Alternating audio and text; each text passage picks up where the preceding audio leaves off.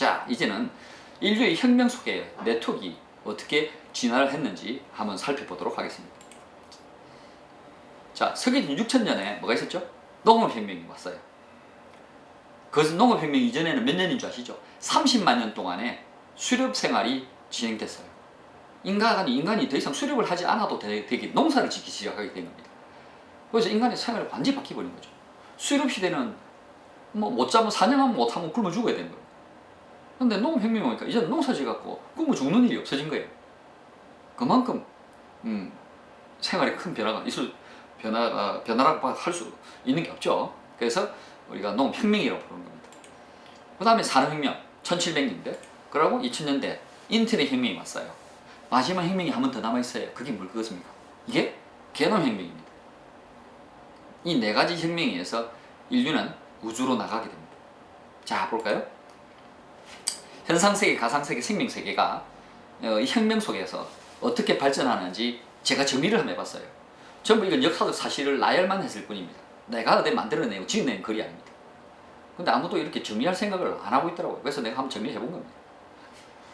그래서 자, 아까 얘기했죠. 산업혁명이라는 분리는 다른 말로 동력혁명이랬죠. 산업혁명은 전기기관을 발견한 것이 산업혁명이 시작된 가장 원인입니다. 그러면 전기기관을 만들어낼 수 있던 그 이전의 원인은 뭘까요? 농업혁명을 다른 말로 뭐라는 줄 압니까? 불의 혁명이라고 합니다. 그러니까 인류 역사는 불의 역사다, 도구의 역사다, 불의 역사다, 이런 말 들어봤을 거예요. 도구를 만들려면 뭐가 필요합니까? 불이 필요합니다. 석기 시대는 한계가 있죠. 석기가 뭐 청동기, 철기 이런 넘어가죠. 그럼 청동과 구리하고 쇠는 어디서 끄집어낸 거예요? 토양 속에서, 광물질 속에서 열을 가했더니 쇠가 나오고 구리가 나오더라. 그거 가지고 도구를 만들더라. 그래서 그거 갖고 농사를 짓더라. 예? 전기를 만들어 끌고 농사를 아주 빠르게 지을 수 있는 거죠.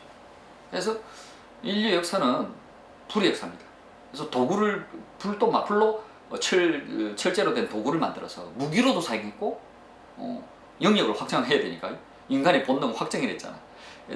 다른 종족을 쳐서라도 내 영역을 확장해야 돼요. 이게 우주의 팽창의 본능이 인간의 본능에도 존재하거든요. 그래서 다른 나라를 침략합니다. 우주의 팽창의 기운이 아마 영향을 미쳐서 그렇다고 나는 생각합니다. 그래서 이렇게 불로 도구도 무기도 만들고 도구도 만들었어요. 그 다음에 또 뭐 있을까요? 종이를 만들 때 뭐가 필요할 것 같아요? 아니, 나무를 삶아야 될 거 아니에요. 불이 없이는 종이도 못 만들어요. 그래서 가상세계의 팽창의 시작도 종이로 시작되는데 그 종이를 만든 것도 뭐라고? 불이다. 그래서 불이 없었더라면 인류는 전혀 발전할 수 없었다.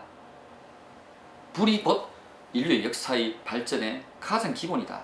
그래서 도구의 역사다, 불의 역사다라고 하는 겁니다. 이제 아마 제 말을 들으니까 그 말이 그래서 그렇구나 이해가 되기 시작할 거예요. 자, 산업혁명은 더 대중교통을 발달시킵니다. 이 전기기관을 만들었으니까요. 그래서 1765년에 조셉 끼뇨라는 사람이 전기자동차를 만들어냅니다. 전기자동차. 마차를 벗어났죠. 인간이 드디어 자동차를 굴리기 시작한 겁니다. 그리고 전기기관차는 1825년 스티븐슨이 전기기관차를 만듭니다. 그래서 전기기관은요, 전기 터빈과 전기를 만들면 가상세계를 발전시키는데 전기가 쓰인 겁니다. 현상세계는 전기기관이 전기 엔진을 만든 거예요. 동력, 불 에너지를 운동 에너지로 만들어서 속도, velocity, 속도를 높이는 수단을 만들었기 때문에 이게 대중교통이 발달하게 된 거죠. 그래서 대중매체나 통신이 산업시대에 또 발달하게 됩니다. 신문, 잡지, 세계 최초의 신문은 무엇이냐? 1660년에 독일의 라이프치그 차이퉁겐이라는 독일에서 신문이 발간됩니다. 윤전기를 돌렸죠. 그전에도 뭐 신문 형태는 있다 해서도 대량 생산이 불가능했습니다. 윤전기가 나오기 전에. 전기가 있으니까 막 찍어내는 겁니다. 순식간에 엄청난 많은 부수를. 그럼 그걸 뭐 어쩐다고요? 전기 기관차에다 실어갖고 전국에 배포합니다. 하루 만에 신문이 전국에 다 깔리는 거죠. 그래서 이런 전기가 없었더라면 이런 하루의 소식을 전국에 알릴 수 있는 방법이 있습니까? 없죠. 그래서 신문, 잡지 아주 중요합니다. 그 다음에 전신 전화가 발달합니다. 전신 전화가 1876년도에 전화가 섭니다. 멀리 떨어진 사람의 음성을 들을 수 있습니다. 만나지도 않았는데. 놀라운 발전이죠. 이것도 전기가 없으면 불가능합니다. 그 다음 라디오가 세계 첫 방송이 언제죠? 얼마 안 됐죠? 100년도 안 됐어요 아직. 1925년. 앞으로 4년 뒤 라디오 100년의 역사가 완성이 됩니다. 라디오는 1925년. 그럼 TV는요? 더 안 됐죠? 1945년이에요. 정말 역사 짧습니다. 그죠? 그래서 라디오, TV 이런 4대 대중 매체가 만들어지는데 결정적인 역할을 하는 것은 뭐라고요? 전기 에너지다. 이게 산업혁명에서 발달을 하게 된 내용입니다. 다음 생명세계는 볼까요? 생명세계가 발달하기 시작한 것은 페니실린, 인류의 20세기 최대의 발견이 뭐라고 부르냐면 페니실린이라고 부릅니다. 왜? 인간의 수명을요 40세에서 80세 꽃배기로 늘리놨거든. 평균 수명을 2배로 늘린 게 항생제의 발견이더라. 푸른 곰팡이에서 페니실린을 발견한 겁니다. 1928년. 발견은 그때 했는데 생산을 못합니다. 이걸 대장균을 이용해서 대량 생산에 성공한 기업이 어디죠? 우리가 흔히 알고 있는 비아그라 만드는 회사. 요즘은 비아그라가 아니고 코로나19 백신 만드는 회사로 알려져 있는 화이자입니다. 세계 최대의 제약회사죠. 놀랍게도 이 회사는 독일 회사인데 어디 있어요? 미국에 있어요. 2차 세계대전 당시에도 독일은 전쟁을 일으켰는데 화이자는 미국에 있었어요.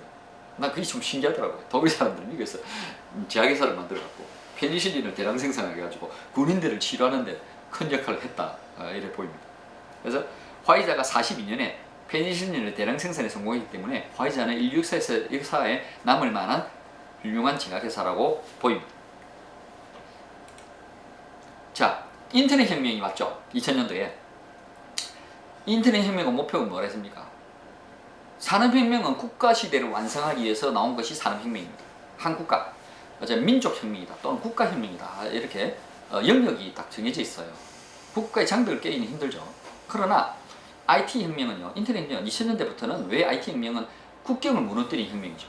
인터넷은 전 세계가 소통이 됩니다. 그죠? 옛날에는 멀리 있는 사람과 편지를 한번 주고받으려면 엄청난 시간이 걸렸어요. 제 친구가 82년도 미국 유학을 갔는데 이 미국 유학 간 친구하고 대화를 하려면요, 편지를 주고받으려면요 6개월 걸렸어요. 가는데 한 달 보름, 오는데 한 달 보름, 최소 3개월 이상, 길 때는 6개월 걸리고 엄청난 시간 걸려서 편지 한번 주고받았어요. 요즘은 카톡으로 잘 있나? 잘 있어. 바로 대화 되는데 말입니다. 그리고 옛날에는 돈이 얼마 비싸요. 국제전화 한번 걸면요 동전 떨어지는 소리 들려. 두두두두 떨어져요 막. 그러니까 몇 마디 중요한 말만 하고 제사기 탁 끊어야 됩니다. 요즘은 그 공짜로 그죠? 톡으로 바로 미국에 있는 사람과 대화가 되는데 말이에요. 보이스톡으로 그냥 공짜로 하잖아요. 그래서 이만큼 세상이 달라진 겁니다. 짧은 시간에 엄청난 변화를 느낀 거죠. 그래서 이런 말이 있어요. 농기시대 100년의 변화는 산업시대 10년의 변화고, 산업시대 10년의 변화는 인터넷 시대는 1년 만에 바뀐다. 변화의 속도가 생각의 속도보다 빠르다. 그래서 빌 게이츠가 쓴 자서전이 생각의 속도입니다. 세상의 변화의 속도는 빛의 속도보다 빠른 생각의 속도만큼 빠르게 변한다. 지난 50년의 변화는 앞으로 5년 더 빠른 5년도 안 걸릴 것이다. 순식간에 모든 것이 바뀌게 될 것이다 라고 자서전에 이야기하고 있잖아요. 이 변화가 빠를 때는 미래를 예측하는 사람은요 큰 부를 장악할 수도 있고 크게 성공합니다. 그런데 예측을 못하는 사람은요 늘 당합니다. 도태됩니다. 그래서 이런 말 있죠. 변화할 것이냐 변화당할 것이냐 선택하라. 여러분은 변화당할 것입니까? 변화할 것입니까? 제 설명을 듣는다면 오늘부터 고정관념을 계시고 앞을 좀 눈 내다보는 눈을 가지려고 노력을 하셔야 됩니다. 변화를 하셔야 됩니다. 자, 인터넷이 이제 발달했죠. 인터넷은 뭘 합친한 거라 했죠? 신문, 잡지, 전신, 전화, 라디오, TV 다 합친 게 뭐예요? 인터넷이. 기가 막힌 거죠. 그래서 앞으로 이런 라디오 방송 또는 신문사 앞으로 어떻게 할까요? 수익이 늘어날 줄을들까요? 다 줄어들어요. 신문사 기자들 다 실직했다는 소문을 내가 얼마 전에 들었는데 그 실직 안 시키려고 신문 보면 공짜로 자전거 준다고 돌리고 옛날에 기억나시죠? 그거 참 어리석죠. 그 신문사 사장이 세상의 변화에 관련된 책이라도 읽었으면 절대 자전거 안 돌렸을 거예요. 그동안 차라리 그 소송 빨리 하고 빨리 축소하고 응? 인터넷으로 사업을 빨리 옮겨갔을 거예요. 변화 당하지 않으면 망해요. 코닥이 영원히 필름이 있을 줄 알았죠. 그런데 좀 있으면 디카 나오고 좀 이따 스마트폰 나와보니까 망해버렸잖아요. 응? 변화를 하지 않으면 변화 당한 거야. 망하는 게 변화 당하는 거예요. 바로. 그래서 예측을 하지 않으면 죽음이 기다립니다. 큰일 납니다. 그래서 인터넷이 엄청난 역할을 하고 있고요. 우주시대를 준비하는 것이 게놈혁명이랬습니다. 언제 옵니까? 2100년에. 게놈혁명은 인간의 유전자를 조작하는 혁명입니다. 언제 조작할까요?